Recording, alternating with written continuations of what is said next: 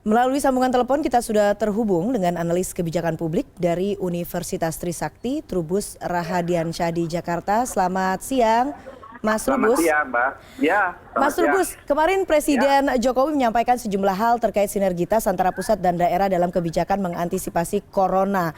Termasuk salah satunya adalah lockdown yang merupakan wewenang pemerintah pusat. Menurut Anda, apakah kemudian pemerintah pusat dan daerah ini sudah sinergi belum dalam mengantisipasi COVID-19? Kalau saya lihat secara keseluruhan belum. Jadi belum sinergi secara itu. Karena apa? Buktinya di daerah, misalnya di Malang, termasuk yang terakhir di Kaltim juga sudah mencoba untuk mengarah ke sana. Sebelumnya kan DKI Jakarta juga mau mengarah ke sana. Tetapi apa yang dilakukan oleh pemerintah pusat benar. Artinya apa? Karena kalau memang mau melakukan lockdown itu dampaknya terlalu besar, Pak. Resiko yang harus dibayar terlalu mahal. Dan yang menjadi masalah adalah masyarakat bawah nanti, MBR, masyarakat berpenghasilan rendah itu nanti akan terkena imbasnya. Karena Indonesia ini jurang antara kaya miskinnya sangat tinggi. Jadi nanti yang menjadi kalau terjadi lockdown itu justru masyarakat bawah yang sangat berat. Dan ini ke depan kita berhadapan dengan yang namanya mau Paskah, mau Ramadan, mau Lebaran. Nah ini semua barang kebutuhan sembako ini kan harus tersedia. Nah kalau misalnya di lockdown berarti aksesnya kan nggak bisa terbuka lah gitu ya, tertutup jadinya. Meskipun lockdown sendiri itu ada dasarnya yaitu undang-undang kesehatan, karantina kesehatan gitu. Karena lockdown itu artinya karantina. Tetapi kan kita sudah menggunakan pendekatan yang lain yang lebih baik yaitu apa? Social distancing measure. Nah, ini kan SDG atau social distancing goals. Itu jauh lebih baik, lebih win-win solution lah menurut saya kan. Jadi mengurangi kerumunan, mengurangi jarak untuk saling bertemu gitu. Itu aja yang penting. Artinya kalau kemudian memang akan ada kebijakan lockdown, apa yang harus kemudian dilakukan? Artinya tadi Anda mengatakan bahwa yang memang paling tahu ataupun yang terdampak adalah masyarakat daerah begitu ya, dan masyarakat daerah pun juga yang paling tahu sebetulnya pemerintah daerahnya. Menurut Anda sebetulnya kalau memang harus mengambil kebijakan lockdown seperti itu, apa yang kemudian harus dilakukan sebelumnya?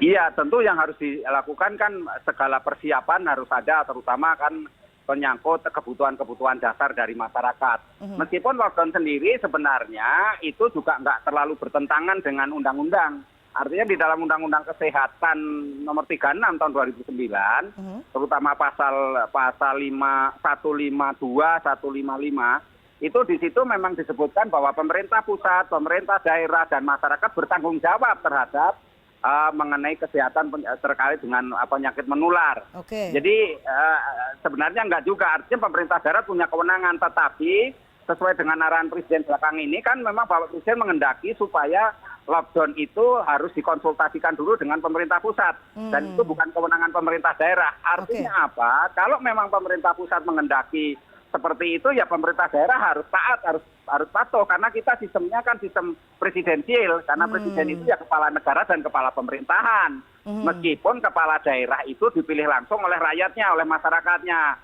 Tetapi bagaimanapun juga dia harus berkoordinasi, apalagi yang namanya gubernur. Gubernur itu kan BPP wakil pemerintah pusat di daerah. Karena itu dia harus taat pada aturan yang disepakati bersama. Saya kira itu. Jadi artinya yang kemudian kita lihat saat ini ada beberapa pemerintah daerah yang melakukan kebijakan lockdown, kemudian akhirnya melakukan revisi begitu ya, atau memperbaiki, mengklarifikasi. Ini memang tidak ada komunikasi atau koordinasi yang baik antara pemerintah daerah dan pusat. Tapi kemudian Mas Trubus, apa saja kebijakan yang memang harus diberlakukan sama, ini diberlakukan sama di seluruh wilayah di Indonesia dan juga customize tergantung daerahnya masing-masing atau diberikan wewenangnya kepada pemerintah daerahnya masing-masing?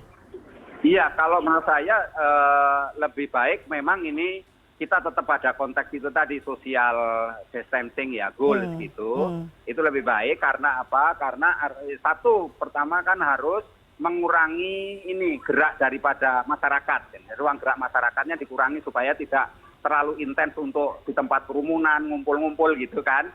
Nah, kemudian yang kedua kan harus menutup ini, mengurangi, jadi dengan menutup fasilitas umum. Kan kita sekolah sudah libur, kampus-kampus juga sudah libur gitu ya, diliburkan. Nah yang ketiganya menurut saya juga ada menutup ruang publik. Ruang publik kita di Jakarta kan Monas, Ancol, tempat-tempat wisata kan sudah juga ditutup. Betul. Artinya ini sebagai upaya untuk memutus mata rantai dari penyebaran COVID-19. Nah, karena itu adalah langkah yang paling tepat dan bijaksana menurut saya adalah bagaimana masyarakat ini diberikan diedukasi untuk tidak selalu di tempat-tempat yang berkerumun itu tadi gitu loh. Jadi di tempat yang massal ramai gitu. Karena itu dikurangi saja aktivitas itu, karena kalau misalnya kita memutus betul artinya menutup akses dengan lockdown itu tadi, ini akan berbahaya bagi secara keseluruhan, terutama dampak ekonominya yang harus kita hadapi, karena kan ekonomi bisa lumpuh. Ini kita sejak hari Jumat saja, Jumat, Sabtu, Minggu, dan sekarang ini kan sudah mulai sepi, Jakarta saja sudah sepi. Betul. Berarti yang dirugikan siapa ini? Ojol sudah rugi. Kemudian masyarakat yang selama ini jualan kue-kue atau tukang cilok atau sudah mulai sepi pembeli. Lah ini kan semuanya jadi dampaknya kemana-mana. Kan gitu. Dan di transportasi umum kemarin juga sudah dibatasi. Nah, pembatasan itu sendiri akhirnya di DKI Jakarta kan kemudian muncul penumpukan penumpang, penimbunan penumpang yang begitu banyak kan. Jadi akhirnya menjadi kerumunan yang tidak baik. Oleh karena itu kemudian hari ini oleh pemerintah Pemprov DKI itu kan kemudian si force major. Jadi karena penyakit force major, pandemik lagi, karena itu kita harus berhati-hati berhadapan dengan kondisi masyarakat kita yang memang publik itu kan punya id ya, namanya itu satu punya id unsurnya, itu id itu ada kemauan. Publik itu punya kemauan, maunya ini itu. Yang kedua publik itu punya ego, jadi saya maunya ini gitu. Yang ketiga publik itu punya super ego, selalu nanyakan aturannya mana, dasarnya apa, saya begini itu kan itu. Yang keempat itu publik itu selalu ada tanato, saya nggak suka ini, saya tidak suka, saya benci itu, saya ini. Nah itu kan itu. Yang kelima masyarakat itu, publik itu punya yang namanya eros. Nah, eros itu kan rasa peduli, rasa sayang. Nah, ketika itu kemudian terkait dengan COVID ini kan harus betul-betul diperhatikan. Karena apa? Karena dengan membatasi itu adalah langkah yang paling tepat menurut saya. Tidak mesti rekomendasi dari WHO misalnya cocok dipakai di Singapura. Ya di Singapura mungkin Filipina cocok, tapi di sini belum tentu. Gitu loh. Karena kan kita tidak akan menjamin efektivitasnya sejauh mana. Kan gitu. Jadi ini menurut saya harus hati-hatilah pemerintah dalam ini, dan saya setuju dengan Bapak Presiden artinya untuk tidak terlalu gegabah gitu, terlalu gegabah memutuskan adanya lockdown itu sendiri. Oke, artinya kebijakan umum yang kemudian dilakukan oleh pemerintah pusat adalah social distancing, lalu bagaimana kemudian pemerintah daerah masing-masing menerjemahkannya dengan menutup lokasi-lokasi yang memang potensial untuk ada kerumunan massa, begitu ya kurang lebih saya menerjemahkannya ya Mas Trubus. Iya. Kalau kemudian kita bicara masalah pengelolaan informasi, kemarin Presiden juga sudah mengatakan ada Satgas COVID-19 yang kemudian dibentuk oleh Presiden, dan masyarakat diminta hanya merujuk informasi dari Satgas ini. Sebelumnya ada jubir COVID-19. Anda melihat ini efektif atau tidak? Iya, untuk sementara saya anggap itu efektif. Artinya begini, karena persoalan penyebaran COVID-19 ini atau corona ini kan selama ini informasi yang beredar kan kebanyakan hoax gitu loh. Terutama di medsos itu hoax. Dan akibat hoax itu yang terjadi kemarin kan seperti munculnya panik buying kan gitu. Begitu Presiden mengumumkan ada 2 orang yang suspek gitu ya, baru suspek itu loh, belum corona. Artinya baru suspek itu sudah munculnya panik buying masyarakat ini. Artinya ada efek domino. Karena itu inilah sudah yang dilakukan oleh pemerintah ya, dalam konteks ini sudah diupayakan agar tidak terjadi kepanikan itu sendiri kan gitu. Jadi dengan satu pintu, oleh satu pintu suara itu saya rasa itu yang paling valid, meskipun publik ada sebagian yang mencurigai itu kan tidak transparan, itu karena ada tidak objektif, itu ada yang ditutup-tutupi. Tapi perlu diingat pemerintah harus hati-hati karena itu tadi ada persoalan di dalam masyarakat kita sendiri, culture masyarakat kita ini. Karena itu menurut saya memang ini ada satu semacam protokol yang perlu dimunculkan oleh pemerintah, yaitu mengenai PSM. PSN itu peran serta masyarakat, keterlibatan partisipasi publik itu perlu. Karena apa? Publik itu supaya bisa menggerakkan dirinya dengan kearifan lokal yang ada. Atau Bapak Presiden juga mengatakan minum jamu juga saya itu. Jadi itu kan jenis kearifan lokal lah gitu ya. Kemudian dan di situ juga ada untungnya juga para penjual empon-empon dari mulai jahe terus itulah jenis-jenis jahe itu ya. Itu semuanya ada lah. Artinya gitu. Jadi dari situ kita bisa membayangkan bagaimana peran serta masyarakat. Nah di sini yang penting adalah tokoh-tokoh masyarakat, tokoh-tokoh agama, ulama, itu dilibatkan supaya menghadapinya. Ini kan semuanya intinya gini, intinya itu ini menghadapi ke depan ini ya kita harus bersatu. Jadi ringan sama dijinjing, berat sama Nah dipikul. itu dia. Itu aja, Oke, itu yang nah penting. itu dia. Yang membuat ini bersatu ini bagaimana? Karena kan kita lihat mulai dari tadi begitu ya, kebijakan lockdown yang kemudian antara pemerintah pusat dan daerah yang sempat berbeda. Kemudian masalah tadi yang saya tanyakan ke Mas Trubus, masalah Satgas ini daerah juga sudah sempat membentuk Satgasnya masing-masing. Bagaimana kemudian ini bisa dikelola dan tidak menimbulkan kebingungan di masyarakat karena memang tadi tujuannya adalah menyatukan semuanya sama-sama melawan COVID-19 begitu, Mas Trubus. Iya, menurut saya ini peningkatan koordinasi. Jadi koordinasinya harus ditingkatkan. Nah, antara pusat dan daerah, antara Satgas di pusat, gugus tugas pusat sesuai Perpres nomor 7 kan itu. Jadi nanti dilaksanakan di daerah ini yang sudah ada, tinggal koordinasi, peningkatan koordinasi. Yang kedua adalah ada dari pemerintah pusat melakukan pengawasan supaya koordinasinya ini berjalan baik, berjalan mantap gitu, kira-kira mantul gitu ya, sehingga ada pengawasan yang baik.